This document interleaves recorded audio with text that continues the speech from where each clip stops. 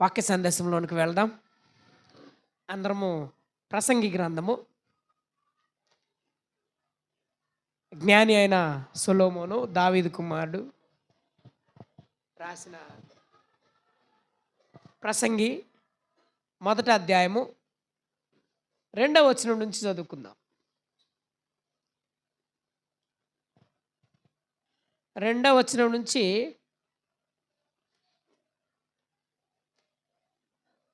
లేకపోతే 4వ వచనం నుంచి 11వ వచనం వరకు చదువుకుందాం. మొదటి అధ్యాయము. తరము వెంబడి తరము గతించిపోవచ్చున్నది, భూమి ఒక్కటే ఎల్లప్పుడూ నిలిచినది. సూర్యుడు ఉదయించును, సూర్యుడు అస్తమించును, తాను ఉదయించు స్థలము మరలా చేరుటకు త్వరపడును. గాలి దక్షిణమునకు పోయి ఉత్తరమునకు తిరుగును, ఇట్లు మరలా మరలా తిరుగుచు తన సంచార మార్గమున తిరిగి వచ్చును. నదులన్నీ సముద్రములో పడును, అయితే సముద్రము నిండుట్లేదు. నదులు ఎక్కడి నుండి పారి వచ్చునో అక్కడికే అవి ఎప్పుడునూ మరలిపోవును. ఎడతెరిపి లేకుండా సమస్తము జరుగుచున్నది, మనుష్యులు దాన్ని వివరింపజాలరు. చూచుట చేత కన్ను తృప్తి పొందకున్నది, వినుట చేత చెవికి తృప్తి కలుగట్లేదు.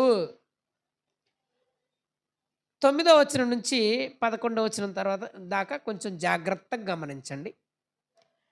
మునుపు ఉండినదే ఇక ఉండబోవునది. ఏమంటున్నాడు? మునుపు ఉండినదే ఇక ఉండబోవునది. మునుపు జరిగినదే ఇక జరగబోవునది. సూర్యుని క్రింద నూతనమైనదేదియు లేదు. ఇది నూతనమైనదని ఒక దాని గురించి ఒకడు చెప్పును,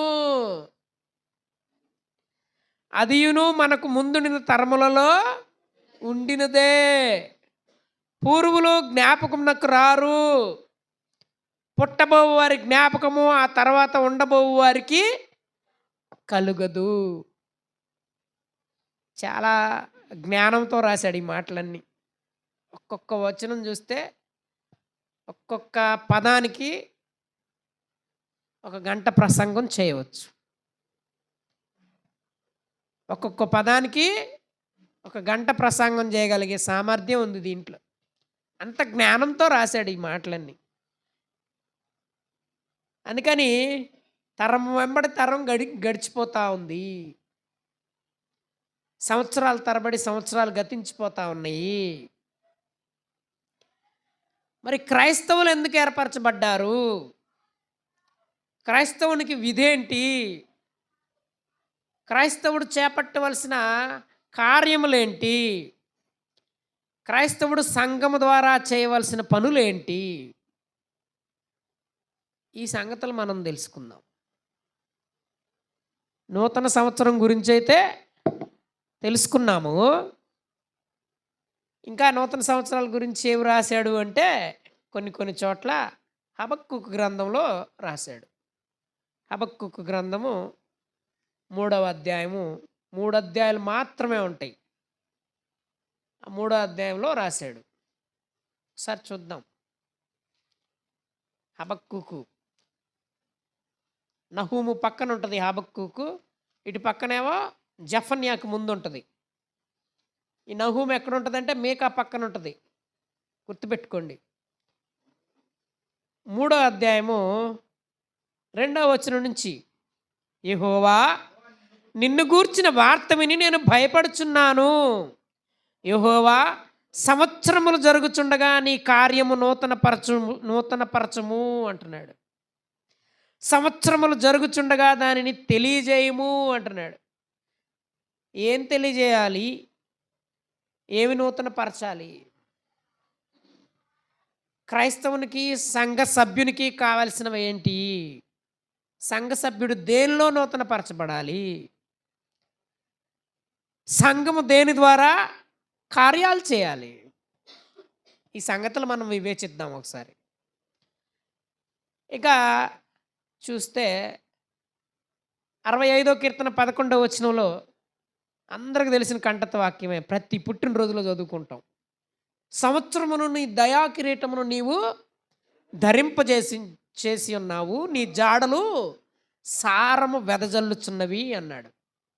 వాస్తవమే. కానీ ఈ సంవత్సరాలు జరుగుతూ ఉన్నాయి. ఈ సంవత్సరాలకి మితి లేదు. ఈ సంవత్సరాలు మనం ఉన్నా పోయినా ఈ కాలము గడిచిపోతానే ఉంటుంది. మన కోసమేం ఆగదు. కానీ ఈ లోకంలో దేవుని స్వరూపంలో, దేవుని పోలికతో, దేవుని దివ్య స్వరూపాన్ని ధరించుకొచ్చిన మానవుడు చేయవలసిన విధులేంటి? ఈ సంగతులు మనం తెలుసుకుందాం. ఒకసారి 102వ కీర్తన చూద్దాం. అక్కడ ఏం తెలియజేస్తున్నాడు? 102వ కీర్తన. ఈ 102వ కీర్తనలో కొన్ని మాటలు మాట్లాడుతున్నాడు. 24వ వచనం నుంచి చూద్దాం. 102వ కీర్తన 24వ వచనము. నేను ఇలాగు మనవి చేస్తుని, నా దేవా, నా దినముల మధ్యను నన్ను కొంచుపోకుము, తీసుకెళ్ళొద్దు నన్ను. నా సంవత్సరాలన్నీ నిండ నీవు, మధ్యలో నన్ను తీసుకొని వెళ్ళొద్దు. ఈ సంవత్సరాన్ని, నూతన సంవత్సరాన్ని చూడలేక మన ప్రియులు, మన రక్త సంబంధికులు, మన బంధుమిత్రులు, మన నెలవరులు, మన ఇరుగు పొరుగు వారు కొంతమంది కాలం చేసి ఉన్నారు. ఈ డిసెంబర్ నెలలో అయితే సుమారు నాకు తెలిసి ఒక 7 చనిపోయారు. ఏది 23వ తారీఖు నుంచి 1వ తారీఖు లోపల నాకు తెలిసిన వారు. మరి మీకు తెలిసి మీ దగ్గర ఎంతమంది చనిపోయారు నాకు తెలియదు. అందుకని ఈయన మనవి చేస్తున్నాడు ఏమని? నా దేవా, నా దినముల మధ్యను నన్ను తీసుకొని పోవద్దు అని చెబుతూ ఒక మాట అంటున్నాడు. నీ సంవత్సరములు తరతరములుండును అన్నాడు. అది నీ సంవత్సరములు అంటే దేవుడు నిత్యుడు, ఇప్పుడు జీవించేవాడు. ఆయన ఆదియు అంతము లేనివాడు. ఆయన యుగయుగములు ఏలువాడై ఉన్నాడు. సకల యుగములలో రాజై ఉన్నాడు. రెఫరెన్స్లు అన్నీ తెలుసు, టైం లేదు కాబట్టి చెప్పట్లేదు. ఇవన్నీ తెలిసిన రెఫరెన్స్లే మనకు. కాబట్టి 27వ వచనం నుంచి ఏమంటున్నాడు చూడండి. అక్కడే, నీవు ఏకరీతిగా ఉండవాడవు, నీ సంవత్సరములకు అంతము లేదు, నిత్యుడివై ఉన్నావు నీవు అని చెప్తున్నాడు. కానీ ఒక మాట అంటున్నాడు, నీ సేవకుల కుమారులు నిలిచియుందురు, వారి సంతానము నీ సన్నిధిని స్థిరపరచబడును. ఇది మనకు కావాల్సింది. ఇది మనకు కావాల్సింది. వారి సంతానము నీ సన్నిధిని స్థిరపరచబడాలి. నీ సేవకుల కుమారులు నిలిచి ఉంటారు. ఎలాగ నిలిచి ఉంటారు? ఒక్కసారి 112వ కీర్తన చూద్దాం. 112వ కీర్తన చూద్దాం. అక్కడ ఏం చెప్తున్నాడు?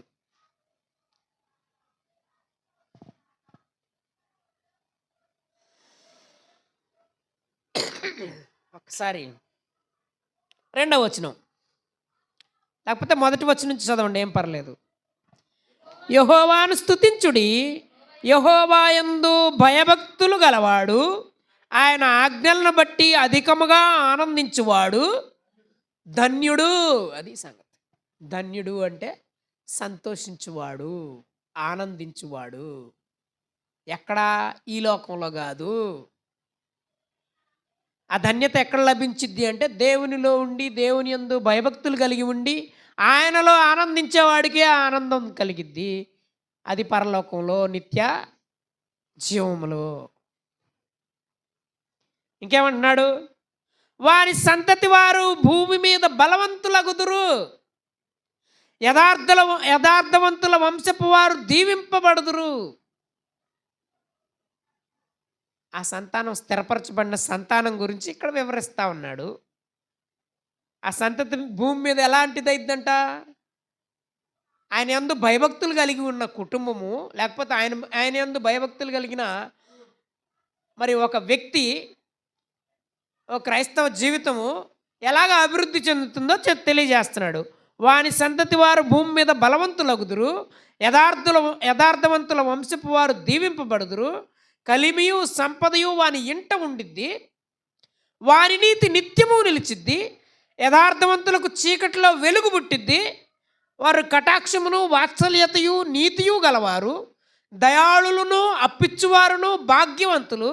న్యాయ విమర్శలో వారి వ్యాజ్యము గెలుచును. అట్టివారు ఎప్పుడునూ కదిలింపబడరు. ఈ పాయింట్ జ్ఞాపకం చేసుకోవాలా?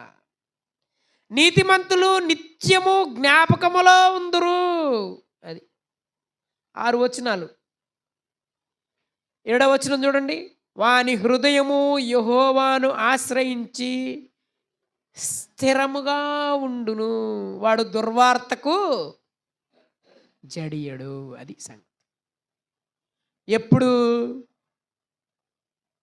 ఓ సంవత్సరం వచ్చింది, దేవుడు నన్ను ఆశీర్వదించాడు, దీవించాడు, కాబట్టి నేను ఈ సంవత్సరంలో పండగ చేసుకున్నాను, కొత్త బట్టలు కట్టుకున్నాను, పిండి వంటలు చేసుకున్నాను, నా బిడ్డలకు కొత్త బట్టలు తీశాను, ఇదే ఆనందం అనుకుంటే మనకన్నా దౌర్భాగ్యుడు ఇంకొకడు లేడు.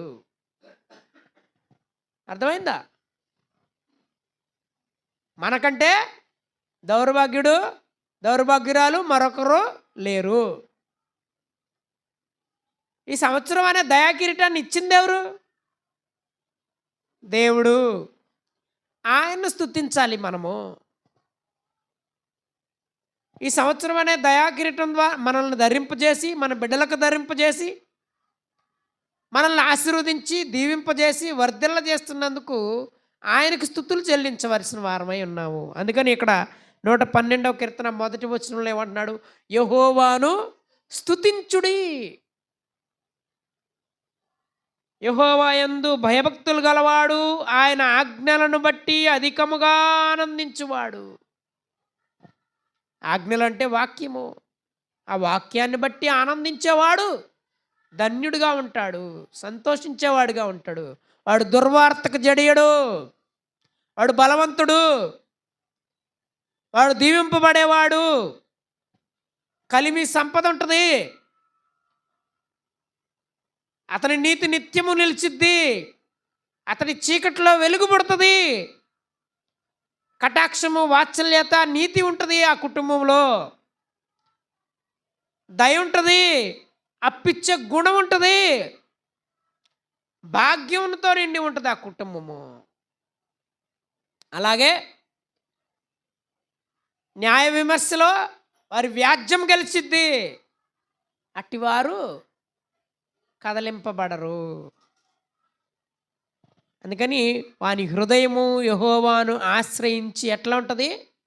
స్థిరముగా ఉంటుంది, కదలకుండా ఉంటుంది, స్థిరముగా ఉంటుంది.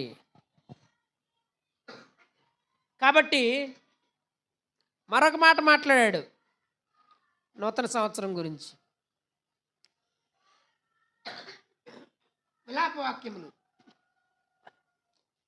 విలాపవాక్యములు 3వ అధ్యాయం 23వ వచనం. ఇర్మియా పక్కనే ఉంటుందండి విలాపవాక్యములు. నూతనముగా ఆయనకు ఏం పడుతుంది మన మీద? అనుదినము నూతనముగా ఆయనకు వాత్సల్యత పుట్టుచున్నది. అది ఓకే, థ్యాంక్ యూ. అనుదినము నూతనముగా ఏం పడుతుందంట మన మీద? ఆయనకి, దేవునికి క్రొత్తగా ప్రేమ పడుతుందంట. వాత్సల్యత అంటే ప్రేమ, వాత్సల్యం అంటే ప్రేమ. ఇందాకే మనం చదువుకున్నాం కూడా. దయాళులు, అప్పిచ్చువారు, వాత్సల్యం కలిగిన వారు. కాబట్టి దేవుని పిల్లలే కాదు ప్రేమించేది, దేవుడు ఇంకా ఎక్కువగా ప్రేమిస్తాడు. ఎలాగ ప్రేమిస్తాడంటే అనుదినము క్రొత్తగా ప్రేమిస్తాడు ఆయన. ఈ నూతన సంవత్సరంలోనే, ఈ నూతన సంవత్సర ఆరంభంలోనే ఇదిగో సంతోషిస్తే ఇదిగో ఈ సంతోషం మనకి కలకాలం ఉండిద్దని అనుకుంటారు కొంతమంది. ఈ సంవత్సరాంతం వరకు ఉంటుందని, సంవత్సరం ఆది మొదలుకొని అంతం వరకు దేవుడు దీవిస్తాడని ఈ ఒక్కరోజు దేవుని సన్నిధికి వచ్చేవాళ్ళు కూడా ఉన్నారు. ఎంత దౌర్భాగ్య స్థితితో చూడండి ఒకసారి. కానీ దేవునికేమో ప్రతిదినము మన మీద క్రొత్త ప్రేమ పుడుతుందంట. మరి మనం కూడా దేవుణ్ణి ప్రతిదినము కొత్తగా ప్రేమించే వారంగా ఉన్నామా? ఒకసారి ఆలోచించుకుందాం. మనము కూడా దేవునిని ప్రతిదినము క్రొత్తగా ఆరాధించే వారంగా ఉన్నామా? క్రొత్త మనసు ధరించుకునే వారంలాగా ఉన్నామా? అనుదినము నూతన పరచబడే వారంలాగా ఉన్నామా? ఒక్కసారి ఆలోచించుకుందాం. పండగే క్రీస్తు ప్రభు ఏమో మరణదినం మేలు జన్మదినం కంటే అని చెప్తున్నాడు. మనం జన్మదినాలు అటు చేస్తాం, మరి మరణదినం అది బైబిల్కి మనకి ఉన్న వ్యత్యాసము, వాక్యానికి క్రైస్తవునికి ఉన్న వ్యత్యాసము. అది మనం చేసే పనులు. అందుకనే ఆ దేవునికి ఉన్న ప్రేమ, మన మీద ఉన్న ప్రేమ మనం దేవునికి చూపట్లేదు. దానిలో మనం ఏమవుతున్నాము? గెలుపు పొందుతున్నావా? అపజయం పాలవుతున్నావా? ఎప్పుడు ప్రతి దినం ఫెయిల్ అవుతున్నాం మనం. ఏం చూసుకొని దేవుని సన్నిధికి వచ్చి మనం గర్వపడే భాగ్యం ఉంది మనకి? ఒక్కసారి ఆలోచించుకుందాం. ఏమి చూసుకొని మన దగ్గర మనము దేవుని సన్నిధిలో గర్వపడే భాగ్యం మనకుంది? మన ప్రవర్తన, మన పరిశుద్ధత, మన జ్ఞానము, దేవుని ఆజ్ఞలు, దేవుని విధులు గైకొని అలాగూ ప్రవర్తించు వారమై ఉన్నామా? పరిశీలించుకుంటే ఏం లేదు మన దగ్గర. ఆవగింజంత విశ్వాసం ఉందా మన దగ్గర? శిష్యుల్ని అడుగుతున్నాడు, పక్కన ఉన్న శిష్యుల్ని, అద్భుతాలు చేసిన శిష్యుల్ని పట్టుకుంది యేసుక్రీస్తు ప్రభువారు. మీలో ఆవగింజంత విశ్వాసం ఉంటే ఈ కంబళ చెట్టు ఎత్తి వేరులతో పెకలింపబడి అదిగో ఆ సముద్రంలో వేయబడమంటే పడాలా? అది విశ్వాసం. ఎవడైనా విశ్వాసంతో ప్రార్థన చేస్తే ఆ ప్రార్థన జవాబు ఉండాలా, సమాధానం ఉండాలా ప్రార్థనకి. అది కదా విశ్వాసం అంటే. మరి ఎలాంటి విశ్వాసం కలిగి మనం దేవుని సన్నిధిలో పండగ చేయడానికి వస్తాం? ఆలోచించండి ప్రియ దేవుని బిడ్డలారా. అందుకే ప్రసంగి గారు రాస్తున్నాడు, నూతనమైనది ఏది భూమి మీద లేదు, ఇంతకు ముందు ఉండిందే ఇప్పుడు ఉంటుంది. ఒకడు చెప్తున్నాడు వచ్చి ఇదిగో నూతనమైంది అని, వాడి మాటలు వినొద్దు అని చెప్తున్నాడు. మరి నూతన పరచబడవలసిందే అంది. ఎక్కడ నూతన పరచబడాలి? ఆ నూతన పరచబడిన ఆ హృదయము ఎలాగుండాలి? ఆ సంగతుల్లోకి వెళ్దాం, ఇంకొద్దిగా లోతుకెళ్ళి వెళ్దాం ప్రియ దేవుని బిడ్డలారా.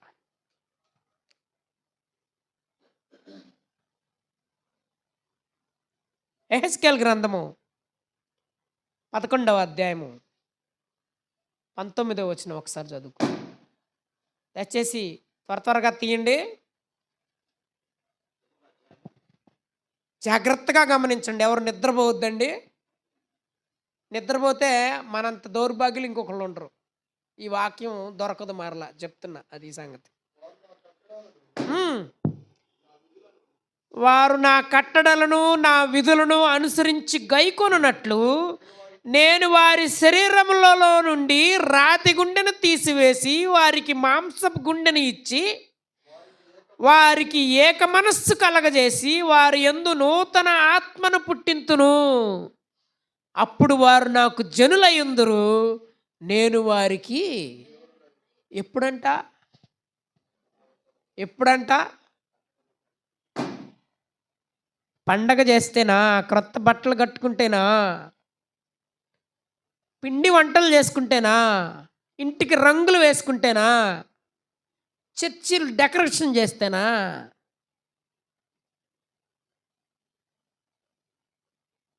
మంచి పట్టు చీర కట్టుకుంటేనా, పండక్కి గోల్డ్ షాప్కి వెళ్ళి మంచి నగలు కొనుక్కుంటేనా, దేనిలో ఉంది? ముసుకేసుకో. దేనిలో ఉంది పండగ? చూడండి ఒకసారి అంటున్నాడు, వారు నా కట్టడలను విధులను అనుసరించి గైకొనున్నట్లు. ఆయన కట్టడలేంటి?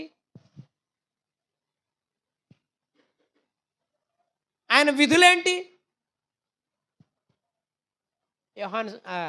కీర్తన గ్రంథం 19వ అధ్యాయంలో చెప్పాడు కదా, ఆయన శాసనాలన్నా, ఆయన కట్టడాలన్నా, ఆయన విధులన్నా, ఆయన న్యాయ విధులన్నా అన్నీ కూడా దేనికి సంబంధించినవి? వాక్యానికి సంబంధించి. ఆ వాక్యాన్ని ఎవడైతే గైకొంటాడో, మీకు వాక్య రూపంగానే చెప్తేనే అర్థమైంది. ప్రకటన గ్రంథము 1వ అధ్యాయము 3వ వచనం. ప్రకటన గ్రంథము 1వ అధ్యాయము 3వ వచనం. సమయము సమీపించి ఉన్నది కనుక ఈ ప్రవచన వాక్యములు చదువువాడును వాటిని విని ఇందులో వ్రాయబడిన సంగతులను గైకొను వారును. అది ఎప్పుడు ధన్యులం అవుతామంట? ఈ ప్రవచన వాక్యములు వినేవాడు, వాటి ప్రకారము చేయవాడు. ఆ చేస్తేనే ధన్యత వస్తుంది. ఇక్కడ కూడా ఏం చెప్తున్నాడు? ఈ 11వ అధ్యాయం 19వ వచనంలో, యెహెజ్కేలు గ్రంథంలో, వారు నా కట్టడలను నా విధులను అనుసరించి గైకొనున్నట్లు నేను వారి శరీరములలో నుండి అట్లా చేస్తే, ఈ శరీరంలో ఉందే కుళ్ళిపోయింది, ఈ శరీరం మలినం పట్టుంది, మస్ట్ పట్టుంది, ఈ శరీరం చెడుతనంతో నిండుకొని ఉంది, ఈ శరీరము అసహ్యంగా కంపు కొట్టే విధంగా ఉంది. అట్లాంటి శరీరంలో ఉన్న రాతి గుండెను తీసివేసి మాంసపు గుండెని ఇచ్చి వారికి ఏక మనస్సు కలగజేసి. ఏక మనస్సు ఎట్టొచ్చింది? ఈ చెడిపోయిన గుండెని కడుగుతున్నాడు, శుభ్రం చేస్తున్నాడు, నిర్మలమైన స్వచ్ఛమైన పాల వలె ఆ గుండెను తయారు చేస్తున్నాడు. మళ్ళా వారికి ఏం కలగజేస్తున్నాడంట? ఏక మనస్సు. ఈ ఏక మనస్సు ఎట్లొచ్చిద్దంటే, ఒక హృదయం ఇంకొక హృదయాన్ని ఆదరిస్తే, ఒకరినొకరు సంఘం ద్వారా ప్రేమించుకుంటే, ఆ సంఘం ద్వారా సహవాసం కలిగి ఉంటే, అప్పుడు ఏక హృదయం వచ్చి ఏక మనస్సు వస్తుంది. ఈ సంఘంలో సంఘం అంతా ఒకటే మాట, ఒకటే బాట, ఒకటే తాత్పర్యము, ఒకటే భావం కలిగి ఉంటుంది. ఏమన్నాడు ఇంకా? వారికి ఏక మనస్సు కలగజేసి వారి యందు నూతన ఆత్మను పుట్టింతును. ఇది కదా క్రైస్తవునికి కావాల్సింది. నూతన సంవత్సరం కావాలా? మరి చనిపోయినోడు పరిస్థితి ఏంటి? వాని ఆత్మను తిరిగి తేగలమా? వాని తిరిగి బ్రతికించగలమా? ఈ నూతన సంవత్సరంలో క్రైస్తవునికి కావాల్సింది ఏంటంట? నూతన ఆత్మ ధరించుకోవటం. మరి దేవునికి ఎందుకు ప్రతిదినము క్రొత్త ప్రేమ పడుతుంది మన మీద? అనుదినము నూతనంగా ప్రేమిస్తున్నాడంట ఆయన, కొత్తగా. మనకేమో ఈ జనవరి 1 రోజు ప్రార్థనకు వస్తాము, మళ్ళా తెల్లారి పొద్దున ఎగ్గొట్టేవాళ్ళు చాలామంది ఉంటారు. రవి గారు అంతేనండి? తెల్లారి పొద్దున రాత్రి ప్రార్థనకు పోయమ్మా, అలసిపోయి నిద్రపోయి. అది దేవుని ప్రేమకను మన ప్రేమకి తేడా ఏంటంటే అది. దేవుని ప్రేమ అంటే నిత్యము నిలిచిద్ది. ఆయన కాసేపు ఊరుకుండేవాడు కాదు, ఎప్పుడూ ప్రేమించేవాడు. మనలాగా కాసేపు టీవీ దగ్గర, కాసేపు ఏమో అదిగో ముసలమ్మ ముచ్చట్ల దగ్గర, కాసేపు ఏమో ఇదిగో ఇంట్లో వంట దగ్గర కూర్చునే రకం కాదు. దినమెల్లా చేతులు చాచి ప్రేమించే ప్రేమ అది. దినమెల్లా ప్రతి దినము కూడా మన కోసం ఎదురు చూచే ప్రేమ అది. ఇంకెక్కడ నా బిడ్డలు మారు మనసు పొంది నూతన ఆత్మను ప్రతిదినము పొందుకుంటారో, నా బిడ్డలు ఎక్కడ జారిపోతారో, నా బిడ్డలు ఇంకా నా వైపు ఎప్పుడు తిరుగుతారో, నా బిడ్డలు ఇంకా క్రొత్త క్రొత్త మనసును ప్రతిదినం ఎప్పుడు ధరించుకుంటారో, ఇది ఎదురు చూసే ఆ ప్రతిదినము చేతులు చాచి ఎదురు చూసే ప్రేమ దేవుని ప్రేమ ఇది. మరి మనకుందా అట్లాంటి ప్రేమ? ఆ దేవుడు అందుకే మనల్ని ప్రేమించి ఆ ప్రేమను చూపడానికి క్రీస్తు ప్రభువును లోకంలోకి పంపించి ఆయన ద్వారా ఆయన నలగొట్టుకొని ఆయన శరీరాన్ని ఆయన రక్తం చిందించి ఆ రక్తం చేత మనల్ని ఒక రాజ్యముగా చేస్తే దేవునికి, రాజులైన యాజక సమూహంగా చేస్తే దేవునికి, మనము చెల్లించే కృతజ్ఞత ఏంటి దేవునికి? ఈ నూతన సంవత్సరం దినాన నేను మిమ్మల్ని అడగటమే కాదు, నన్ను నేను కూడా అడుక్కుంటున్నాను. మనం ఏం చెల్లిస్తున్నాం దేవునికి నూతన సంవత్సరం ద్వారా? నూతన ఆత్మను ధరించుకోవడానికి ప్రయత్నం చేస్తున్నామా? ఆలోచించుకుందాం. ఇప్పుడు రండి క్రొత్త నిబంధనలోకి. కొత్త నిబంధనలో కొన్ని సంగతులు చెప్తున్నాడు. మత్తయి సువార్త 9వ అధ్యాయము. భలే భలే మంచి ఉదాహరణలు చెప్పారండి మనం మారటానికి దేవుడు. కానీ మనం మారినట్టు నటిస్తున్నాము. ఇందాక అన్నగారు ఒక వాక్యం చదివించారు. యెషయా గ్రంథం అండి మీరు చదివించింది, వేషధారులు అన్నాడు. యోబు గ్రంథం, వేషధారునవుదును 33వ అధ్యాయం 34వ వచనం, 31వ అధ్యాయం 34వ వచనం. ఆదాములాగా మన పాపాలని కప్పుకునే వారంగా ఉన్నాం కానీ ఒప్పుకునే వారంగా ఉండట్లేదు. అందుకని క్రీస్తు ప్రభు వారు ఒక ఉపమానం చెప్పారండి. 9వ అధ్యాయము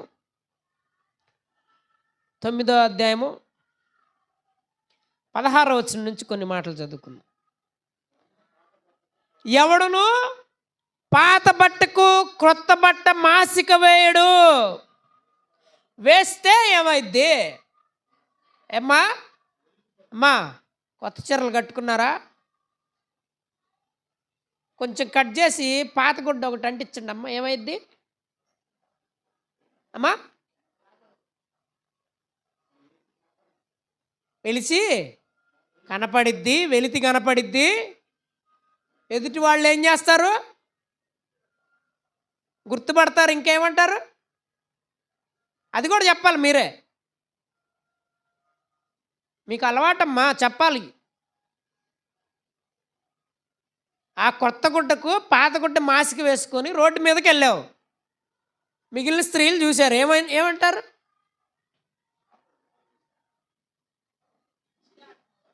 ఎగతాళి చేస్తారు.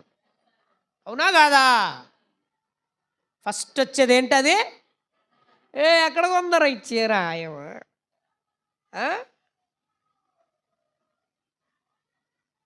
ఇంకా చదువమ్మా. వేసిన ఎడల మాసిక బట్టను వెలితిపరచును, చినుగు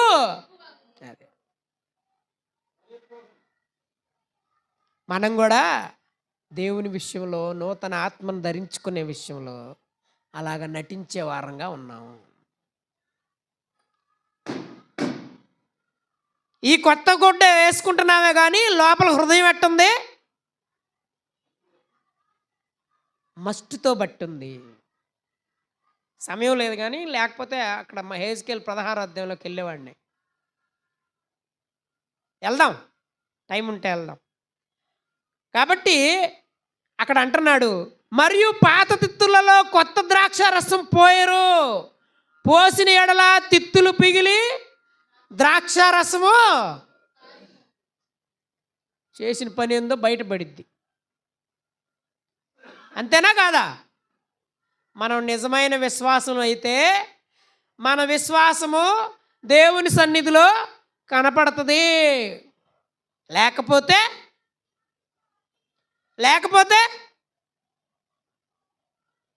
మనం బయటపడతాం, మన క్రియలు బయటపడతాయి, మన ప్రవర్తన బయటపడిద్ది, మన నడవడికి బయటపడిద్ది, మన వేషధారణ బయటపడిద్ది, మన నటన అంతకన్నా బయలుపడిద్ది. అవునా కాదా? అదండి మనం పండగల రూపంలో మనం చేసే వేషధారణ ఇలాగున్నది. ఇంకేమన్నాడు? అయితే క్రొత్త ద్రాక్షారసము క్రొత్త తిత్తులలోనే పోయిదురు, అప్పుడు ఆ రెండును చెడిపోక ఉండును. ఒకసారి క్రీస్తులో జన్మించావు కదా, జన్మించావా లేదా? బాప్తిస్మం ఎంతమంది తీసుకున్నారమ్మా? క్రొత్తగా జన్మించి తీసుకున్నారా? మీ ఇష్టానుసారంగా తీసుకున్నారా? క్రొత్తగా జన్మించాలి. ఎవడైనాను క్రొత్తగా జన్మించితేనే నా రాజ్యంలో చోటు అన్నాడు. కాబట్టి ఈ క్రొత్త ద్రాక్షారసము క్రొత్త తిత్తుల్లోనే పోస్తారు. అప్పుడు అవి రెండు, ద్రాక్షారసము చెడిపోదు, తిత్తులు, మన హృదయము చెడిపోదు, మన విశ్వాసము. అర్థమైందా ఇప్పుడు? ఎప్పుడు మనము క్రొత్తగా జన్మించి విశ్వాసంలోనికి వచ్చాము, మరలా ఏం చేయాలి? మనం ఆ విశ్వాసాన్ని ప్రతిదినము కాపాడుకునే వారమై ఉండాలి. క్రొత్తగా మారిపోతూ ఉండాలి, దేవుని వాక్యం చేత నూతనపరచబడతా ఉండాలి. ఇది కదా దేవుడు కోరుకునే నిజమైన ఆత్మ. నిజమైన ఆత్మ పుట్టిస్తానన్నాడే, నూతన ఆత్మని. ఇది కదా దేవుడు పుట్టిస్తాను, వేరొకటి కాదు కదా. అందుకని ప్రియ దేవుని బిడ్డలారా, మరి మనం ఏం నేర్చుకుంటున్నాము దేవుని సన్నిధిలో జ్ఞాపకం చేసుకోవాలి.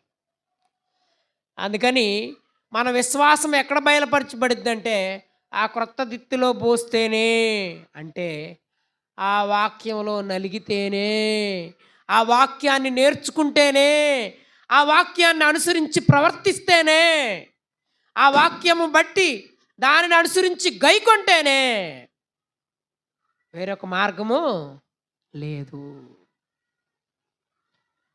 లేకపోతే ఇంకా ఇది తప్ప ఇంకొకటి మనల్ని నూతన పరచదు. పరిచే అవకాశం ఉందా? నూతన పరిచే అవకాశం ఉందా మనకి? లేదండి.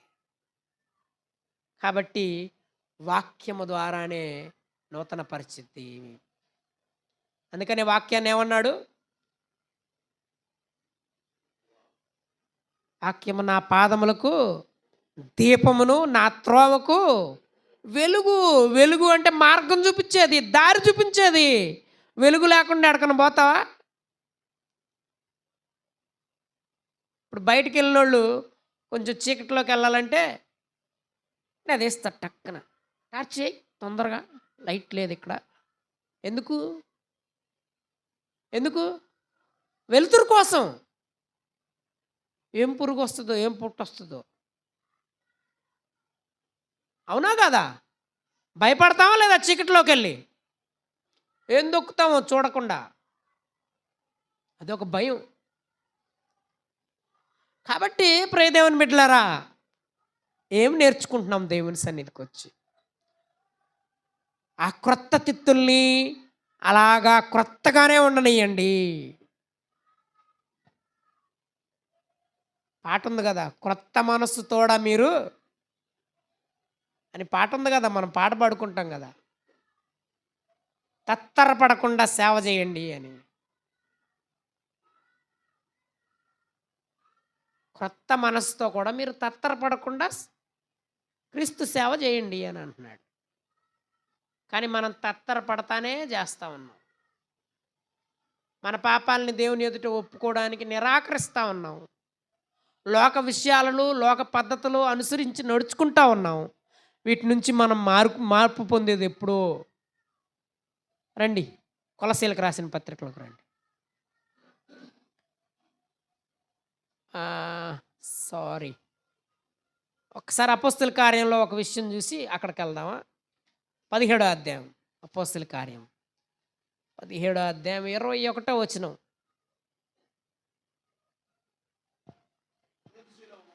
ఏథెన్స్ వారందరూ అక్కడ నివసించు పరదేశులను ఏదో ఒక క్రొత్త సంగతి చెప్పుట యందును వినుట యందును మాత్రమే తమ కాలము గడుపుచుండువారు.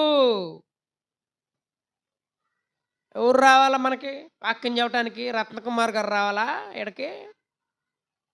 అబ్రహాం గారు రావాలా సత్తెనపల్లి నుంచి ఇక్కడికి? రవి గారు వాక్యం చెప్తుంటే సరిపోవట్లేదా మనకి? సంఘంలో యవనస్తులు ఉన్నారు, పేరేస్తున్నాడు, అశోక్ ఉన్నాడు, మంచి వాక్య జ్ఞానం కలిగిన వాళ్ళు. వాళ్ళని మరలా ఈ సంఘంలో నిలవబెట్టి వాళ్ళ చేత వాక్యం చెప్పించుకోవద్దా మనం? ఎవరో బయట నుంచి వచ్చి మనకు వాక్యం చెప్పాలా? సంఘము పునరుద్ధరించుకోవాలి ప్రతి విషయాన్ని కూడా. సంఘము తను తాను బలపరుచుకోవాలి ప్రతి విషయంలో కూడా. సంఘము దినదినము వర్ధిల్ల చేయబడాలి, సంఘము విస్తరింప చేయబడాలి. ఎలాగా అంటే మనల్ని, మన కుటుంబాలని దేవుని భయభక్తులతో పెంచుకున్నప్పుడు. ఏదో కొత్త సంగతి కావాలి, ఎవరో వచ్చి మనకు వాక్యం చెప్పాలి. ఇందులో ఉన్నది ఎవరని చెప్తారా, లేకపోతే బయట ఏమని చెప్తారా? ఇందులో ఉన్నది కాకుండా బయట చెప్తే వాళ్ళని లోపలికి కూడా రానియొద్దు అన్నాడు, ఆహ్వానించొద్దు అన్నాడు, వాళ్ళకి శుభమని కూడా చెప్పొద్దు అన్నాడు. నెట్టేసాయి బయటికి. అబద్ధం చెప్పాడా? పనికిరావు నువ్వు ఇక్కడ, అవునా కాదా? కాబట్టి ప్రియదేవుని బిడ్డలారా, సంఘ కాపరి సంఘం కొరకు ఎంతో శ్రమ పడుతుంటాడు.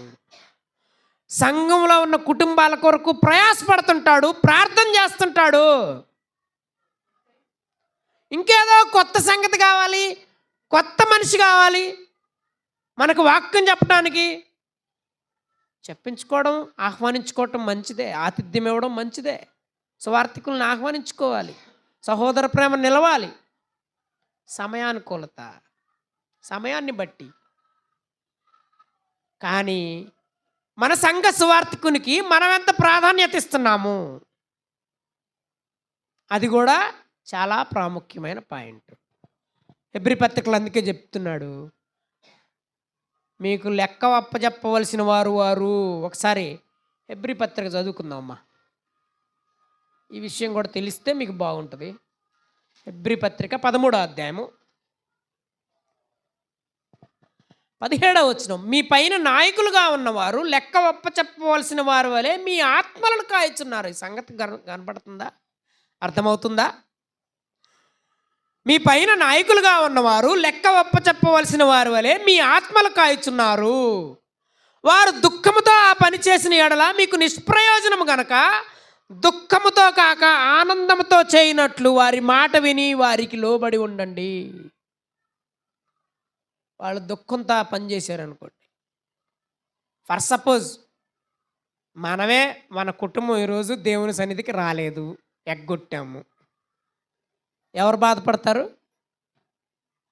ఫస్ట్ తండ్రి అయిన దేవుడు బాధపడతాడు, మనం ఆరాధించే క్రీస్తు ప్రభు వారు బాధపడతాడు.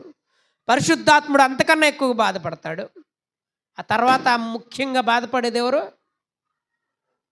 మీ యొక్క సువార్థికుడే. ఈ సంగతి అర్థమవుతుందా మనకి? మన ఆత్మలకు కాపరిగా ఉంటున్నారు వాళ్ళు. అర్థమవుతుందా? కాయుచున్నారు.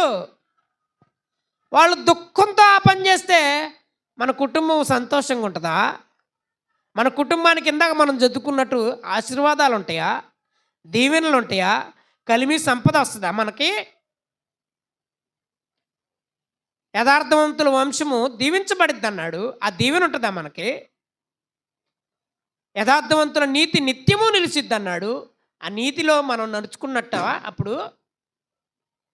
ఆలోచించండి ప్రియులారా. అందుకని కొన్ని విషయాలు జ్ఞాపకం చేస్తూ ఉన్నాడు. అందుకనే ఫిలిప్పీలకు రాసిన పత్రిక 3వ అధ్యాయము 18, 19, 20 వచనాలు చదువుకుందాం. అనేకులు క్రీస్తు శిలువకు శత్రువులుగా నడుచుకొనుచున్నారు. ఏం చేస్తున్నారంట? అనేకులు క్రీస్తు శిలువకు శత్రువులుగా నడుచుకొనుచున్నారు. వీరిని గురించి మీతో అనేక పర్యాయములు చెప్పి ఇప్పుడు నువ్వు ఏడ్చుచు చెప్పుచున్నాను. ఆ శత్రువులుగా నడుచుకుంటే క్రీస్తు శిలువకు వచ్చే ఫలితం ఏంటో కూడా చెప్పాడు. 19వ వచనం. నాశనమే వారి అంతము, వారి కడుపే వారి దేవుడు, వారు తాము సిగ్గుపడవలసిన సంగతుల యందు అతిశయపడుచున్నారు. ఎందుకు సిగ్గుపడాలా? దేవుని సన్నిధికి వచ్చి మనం సిగ్గుపడాలా లేదా? దేవుని సన్నిధిలో కొంతమంది గర్వపడుతుంటారు, అతిశయపడుతుంటారు, అహంకారం చూపిస్తుంటారు. వద్దు. దేవుని సన్నిధిలో కేవలం ఏముండాలా? మనం సిగ్గుపడవలసిన వారమని జ్ఞాపకం చేసుకోవాలా. ఎందుకంటే మన క్రియలు దేవుని క్రియలతో సమానమైనవి కావు. మన చర్యలు దేవుని చర్యలతో ఏ కోశాన పనికిరానివి. ఆ సంగతులు జ్ఞాపకం చేసుకోవాలి. ఇంకేమన్నాడు? భూ సంబంధమైన వాటి అందే మనస్సుంచుచున్నారు. ఇప్పుడు రండి కొలసీలకు రాసిన పత్రికలోకి.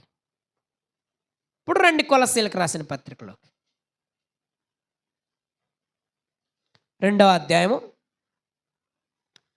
కొలస్సీలకు రాసిన పత్రిక 2వ అధ్యాయము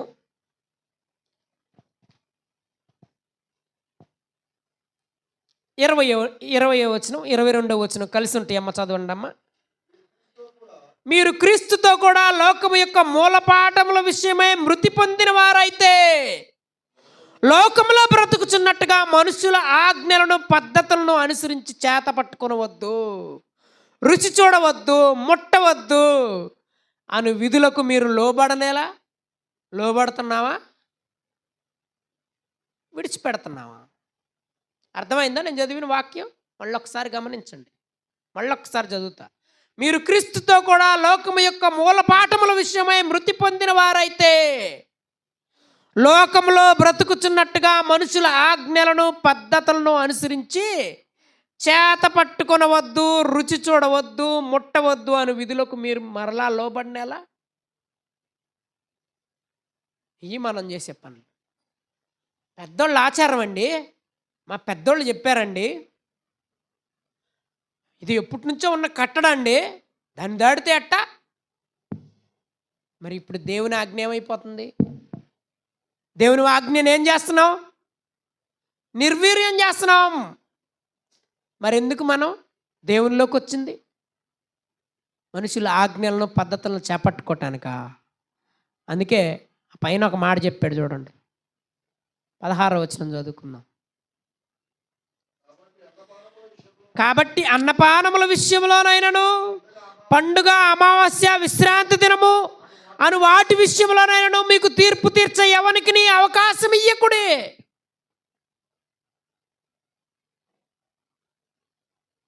పదిహేడవ వచనం.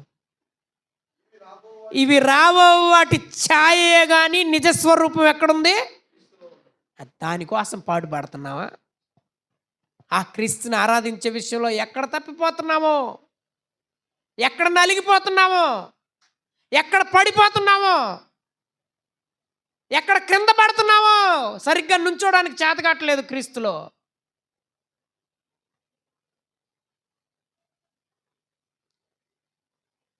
కదలక స్థిరంగా నిలుచు నిత్యము సియోను కొండ వలె ఉంటున్నావా? అందుకనే కొరింథీ 15:58 ఒక మాట అన్నాడు చూడండి. మొదటి కొరింథీ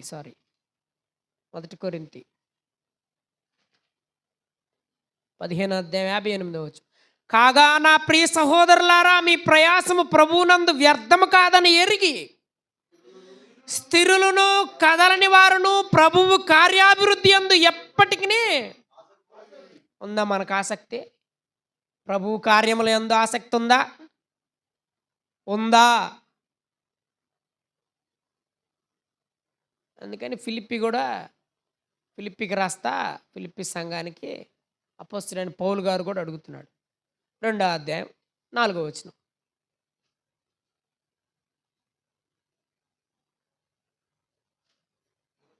మీలో ప్రతివాడును తన సొంత కార్యములను మాత్రమే గాక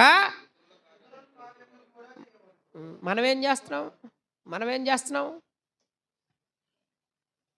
మన పని మనం చూసుకుంటే చాలు. పక్కనోడితో మనకెందుకు? వాడు జావని, వాడు హాస్పిటల్లో పడిని, వాడు రోగని,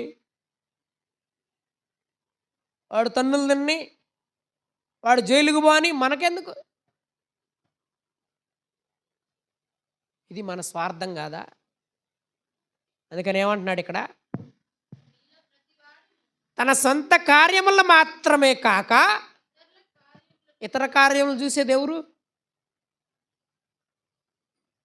అది ఎవరి కార్యము? దేవుడి కార్యము. దేవుడు లోకమును ప్రేమించాడు. ఎందుకు? లోకము నశించిపోకూడదని. లోకంలో ఉన్న ఏ ఒక్కడు నశించిపోకూడదని. కాగా ఆయన తన అద్వితీయ కుమారునిగా పుట్టినవాని యందు విశ్వాసముంచు ప్రతివాడును నశింపక నిత్యజీవం పొందినట్లు ఆయనను మనకే అనుగ్రహించాడు. అందుకని ఇక్కడ 5వ వచనంలో ఏమంటున్నాడు? క్రీస్తు యేసునకు కలిగిన ఈ మనస్సు మీరును ఇతరులను ప్రేమించే గుణము ఎవరి దగ్గర నేర్చుకోవాలా? క్రీస్తు ప్రభు దగ్గర. ఆయన ప్రేమించాడా లేదా? దయ చూపించాడా లేదా? కనికరం చూపించాడా లేదా? జాలి చూపించాడా లేదా? 5 రొట్టెలు 2 చేపలు ఎంతమందికి? 3 దినముల నుంచి ఆహారం లేదు. వాళ్ళని ఇళ్ళకి పంపిమని వేడుకున్నారు శిష్యులు. వాళ్ళు ఇళ్ళకి వెళ్తే మధ్యలో పడిపోతారేమో, సోలిపోతారేమో, కళ్ళు తిరిగి పడిపోతారేమో, మీరే వాళ్ళకి భోజనం పెట్టండి అన్నాడు. ఏందా ఎంతమందిని తెచ్చి మమ్మల్ని భోజనం పెట్టమంటావు? కొనటానికి పోయినా ఆ భోజనం ఎవడు అమ్మేవాడు కూడా లేడు. ఎంతమందికి ఎక్కడి నుంచి దొరికిద్ది కొనటానికి? ఇప్పుడు ఎవడు తయారు చేస్తాడు? అడుగుతున్నారు క్వశ్చన్స్. ఇలా ఎవరి దగ్గర ఏమన్నా కలదా అంటే చిన్న పిల్లోళ్ళు వేసాడు. నిజంగా అట్లాంటి విశ్వాసం మనకుందా?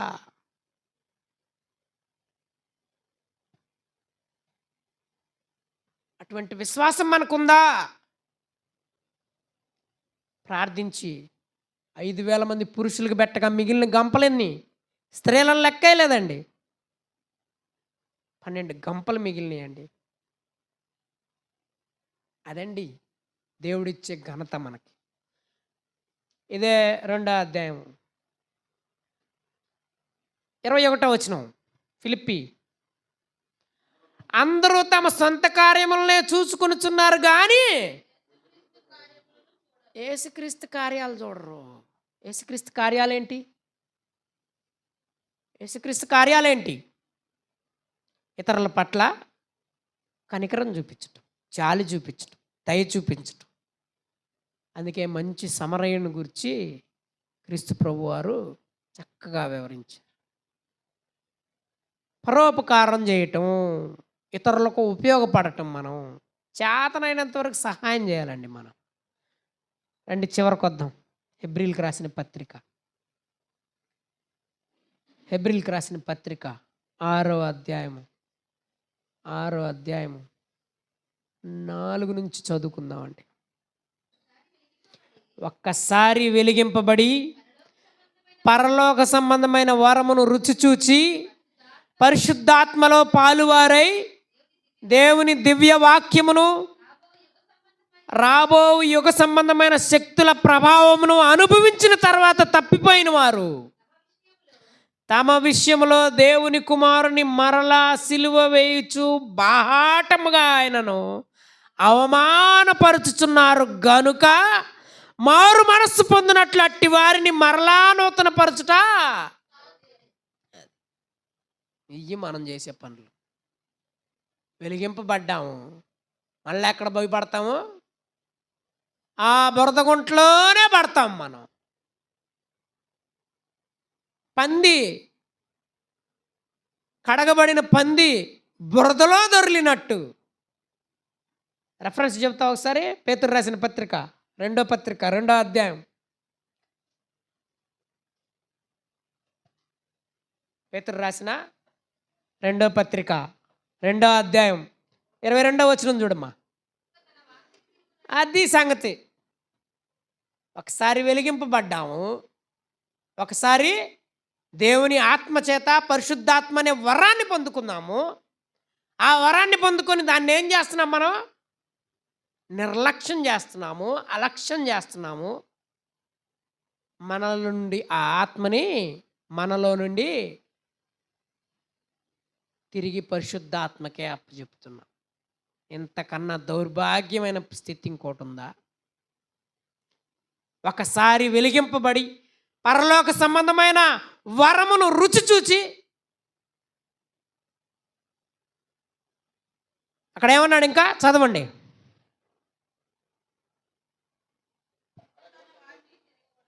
దేవుని దివ్య వాక్యమును రాబో యుగ సంబంధమైన శక్తుల ప్రభావమును అనుభవించిన తర్వాత ఏమొస్తుందంట? పరిశుద్ధాత్మ వరము పొందితే దేవుని దివ్యవాక్యం వస్తుందంట. దేనికి మనం గండి కొడుతున్నాం? ముందు వాక్యానికి గండి కొడుతున్నాము. రెండో విషయం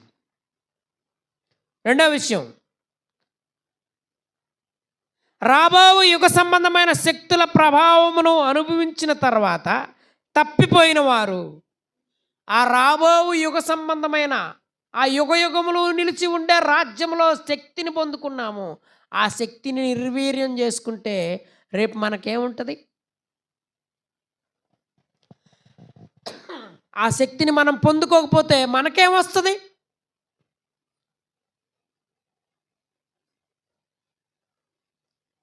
ఎక్కడైతే పడిపోతున్నామో అక్కడే కూలు. దేవా నన్ను క్షమించు అని మొర్రపెట్టు. నాకు సహోదరుడు చెప్పాడు, సాంసోను వ్యభిచారం చేసి కూడా,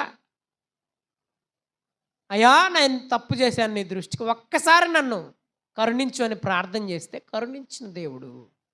ఆయన కరుణా సంపన్నుడు, ఆయన దీర్ఘశాంతము కలిగిన వాడు.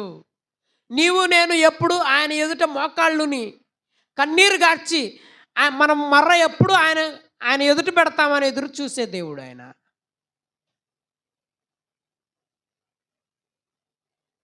ఆయన కుమారుని రక్తంలో కడగబడిన వారమని, ఆయన రాజ్యంలో చేర్చుకున్న వారమని, ఎప్పుడు నా కుమారులు ఇంకా వర్ధిల్లబడతారా, నా దినదినము నా వాక్యాన్ని నేర్చుకొని నా కుమారుని యొక్క రాజ్యంలో చోటు సంపాదిస్తారని ఎదురు చూసే దేవుడు కనికరించడా? నీకోసం నా కోసం మొర్ర పెడితే చూడ్డా? అహాబు లాంటి క్రూరుడైన దుర్మార్గుడైన చక్రవర్తిని కనికరించిన దేవుడు నిన్ను నన్ను కనికరించడా?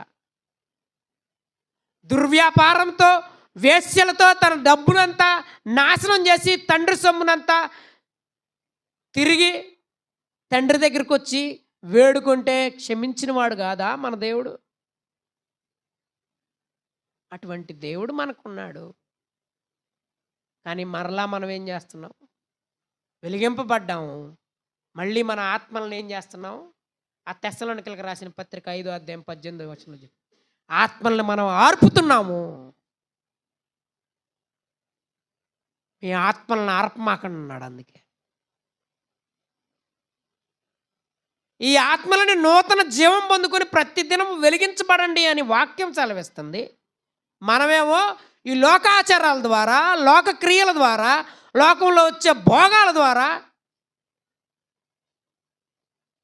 లోకంలో ఉన్న రంగుల వలయానికి అలవాటు పడి మన జీవితాలను నాశనం చేసుకుని దేవుని నుండి ఏమవుతున్నాము? ఆ కడగబడిన పంది బురదలో దొర్లినట్లు, కుక్క తన వాంతికి తిరిగినట్లు మరలా ఆ పాపంలో పడిపోతున్నాము. అందుకని ఏమంటున్నాడు ఇక్కడ? అట్టివారిని నూతన పరచుట అసాధ్యము. చూసారా ఎలాంటి వాళ్ళం అంటే మనం ఆ గారడి సీమోన్ లాంటి వాళ్ళం. ఏమన్నాడు పేతురు దగ్గరికి వచ్చి? డబ్బులు ఇస్తాను, ఆ పరిశుద్ధాత్మను పొందే వరం నాకు ఇచ్చే అంటున్నాడు. డబ్బులు పెట్టి కొనుక్కున్నారు అపోస్తలులు. ఇలా జనం అందరూ పరిగెత్తున్నారు. కారణం ఏందో తెలుసా? అక్కడ ఏదో వస్తుంది, అక్కడ ఏదో ఉంది, అక్కడికి వెళ్తే కలిసి వస్తుంది.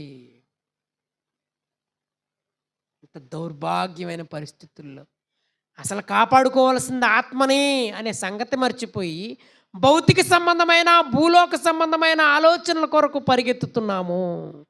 ఇదే లోక సంబంధమైన ఆచారము. విడిచిపెట్టాలా? రండి 12వ అధ్యాయంలోకి రండి. 10వ అధ్యాయంలోకి రండి. 10వ అధ్యాయము 19వ వచనం. సహోదరులారా, యేసు మన కొరకు ప్రతిష్ఠించిన మార్గమున, అనగా ఏం చేశాడంట? యేసుక్రీస్తు ప్రభు ప్రతిష్ఠించాడంట. ఈ మాట ఎక్కడ ఉంటుందంటే యోహాను సువార్తలో ఉంటుంది. తండ్రి ప్రతిష్ఠ చేసి నన్ను ఈ లోకానికి పంపించాడు అంటాడు 10వ అధ్యాయంలో. చదువుకోండి మీరు ఇంటికి వెళ్ళిన తర్వాత. నేను ఇప్పుడు ఇంక రెఫరెన్స్లు చెప్పను, కానీ సమయం అయిపోతుంది. ఇంకా నాకు 5 నిమిషాలు మాత్రమే ఉంది. కాబట్టి యేసు మన కొరకు ప్రతిష్ఠించిన మార్గమున, అనగా నూతనమైనదియు జీవము గలదియు ఆయన శరీరము అను తెర ద్వారా ఏర్పరచబడినదియునైనా మార్గమున, అనగా ఆయన రక్తము వలన పరిశుద్ధ స్థలమునందు ప్రవేశించుటకు మనకు ధైర్యం కలిగి ఉన్నది గనుకను. ఆ ధైర్యాన్ని ఎట్లా సంపాదించుకున్నావు? వాక్యము విన్నాం, విశ్వసించాం, రక్షణ పొందాం, మారు మనసు పొందాం. ఆ మారు మనసు ద్వారా ఇదిగో ఇట్టి భాగ్యాన్ని పొందుకొని ధైర్యం కలిగి నేను పరలోక రాజ్యం వెళ్తాననే ధైర్యం కలిగి నూతనమైనదియు జీవము గలదియు అని ఆయన శరీరం ద్వారా ఏర్పరచబడిన ఆ యాజక ధర్మంలోకి మనం ప్రవేశిస్తున్నాం. అక్కడ చూడండి, అదే మాట అన్నాడు 21వ వచనంలో. దేవుని ఇంటి పైన మనకు గొప్ప యాజకుడు ఉన్నాడు గనుకను మనస్సాక్షికి కల్మషము తోచకుడున్నట్లు ప్రోక్షింపబడిన హృదయములు గలవారమును నిర్మలమైన ఉదకముతో స్నానము చేసిన శరీరములు గలవారమునయ్యుండి విశ్వాస విషయములో సంపూర్ణ నిశ్చయత కలిగి యథార్థమైన హృదయముతో మనము దేవుని సన్నిధానమునకు చేరుదుము. ఎక్కడికి? ఆ దేవుని ఇంట్లో గొప్ప ప్రధాన యాజకుడు మనకున్నాడు. ఆయన రక్తంలో మనం కడగబడ్డాము, మారు మనసు పొందాము, పరిశుద్ధాత్మ వరాన్ని పొందుకున్నాము. ఆ పరిశుద్ధాత్మ వరాన్ని పొందుకున్న మనకు ధైర్యం కలగజేసింది క్రీస్తు. ఆ క్రీస్తు ఇచ్చిన ధైర్యంతో దేవుని సన్నిధానానికి ఎట్లా చేరగలుగుతున్నాం? యథార్థమైన హృదయంతో. ఉందా మనకి యథార్థమైన హృదయం?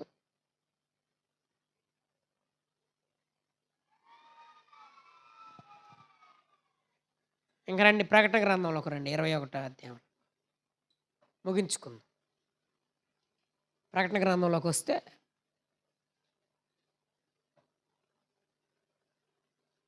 21వ అధ్యాయం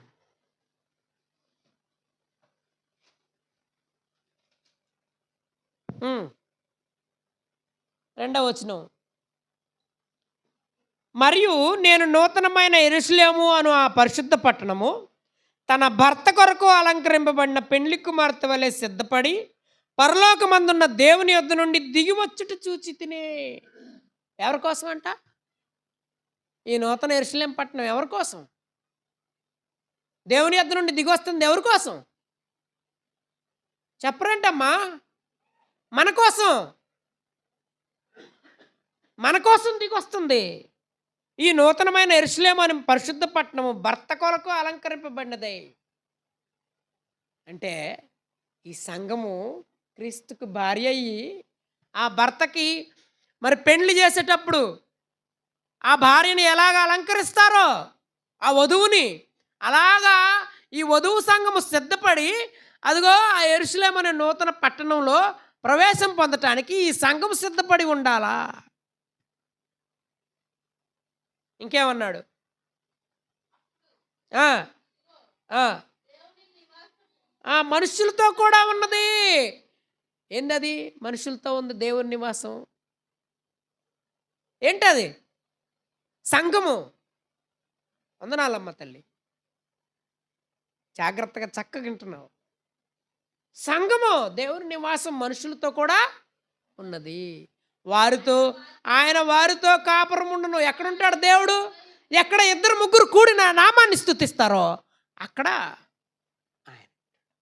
ఆ, ఉమ్, అది ఎవరైతే వాక్యం వింటారో శ్రద్ధగా ఆసక్తితో ఆలకిస్తారో, వినటమే కాదు ఆలకించటమే కాదు దాని ప్రకారం ప్రవర్తిస్తారో గైకొంటారో వారు ఆయన ప్రజలై ఉంటారు. దేవుడు తానే వారి దేవుడైండి వారికి తోడైండును. ఆయన వారి కన్నుల ప్రతి బాష్ప బిందువును తుడిచివేయును. మరణమిక. దీనికోసం అమ్మ ఈ ఈ ఈ మొదటి నుంచి చెప్పుకొచ్చింది ఇదంతా.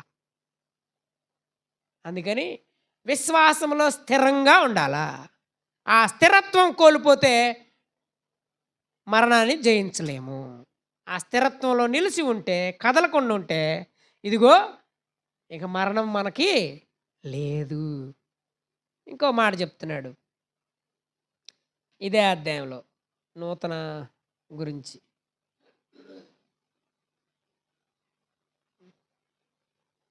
5వ వచనం.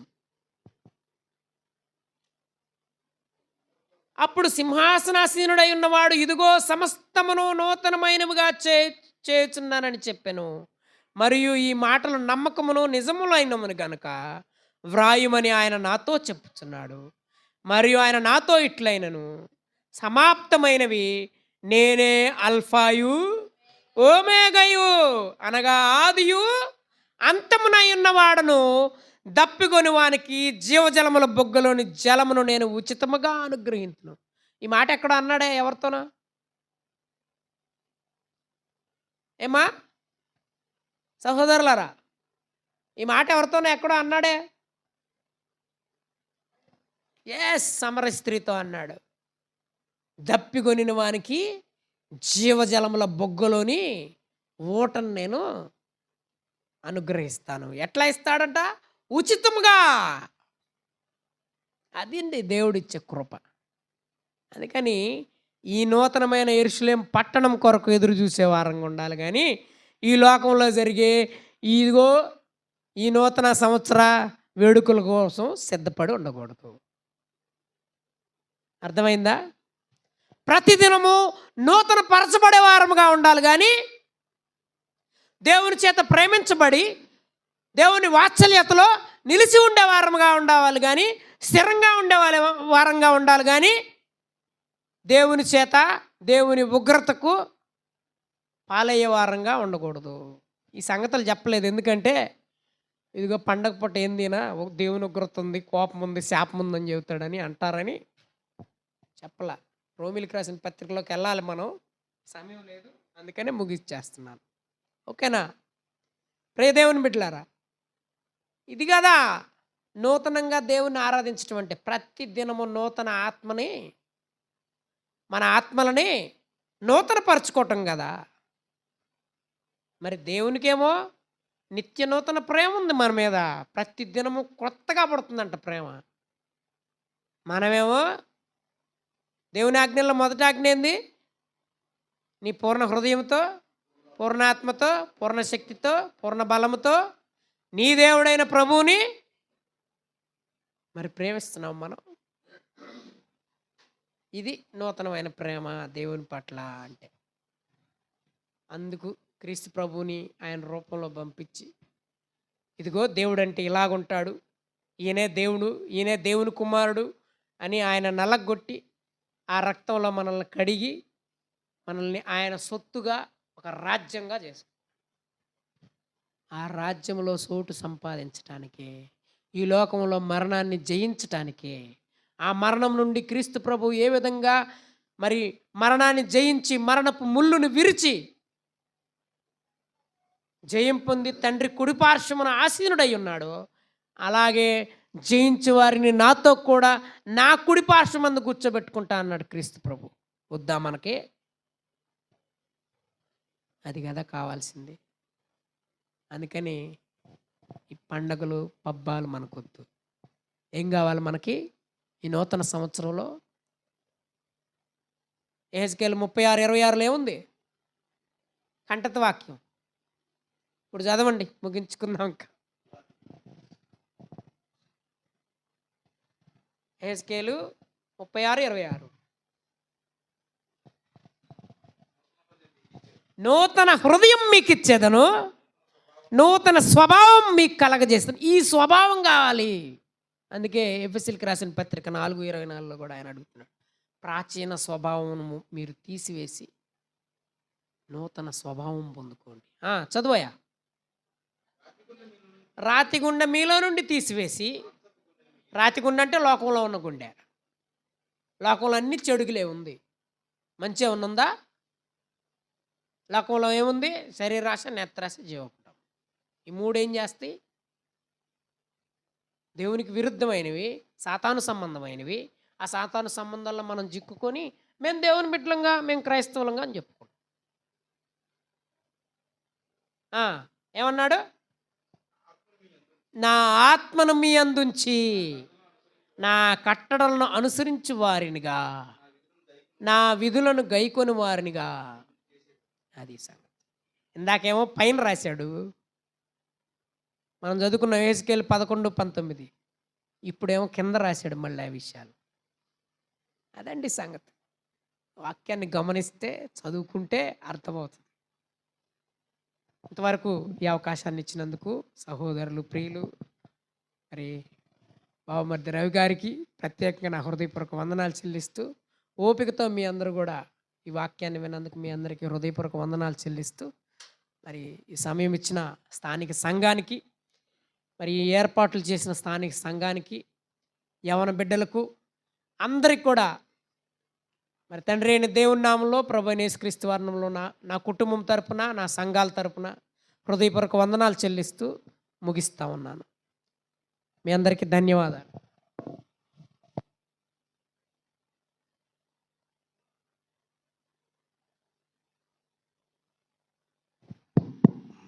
మంచిదండి. మరి 2 వర్తమానాలు ఎన్నో, ఇంకా అవకాశం లేదన్నట్టుగా మీ ముఖం కనిపించింది. పోనీలండి. నేనైతే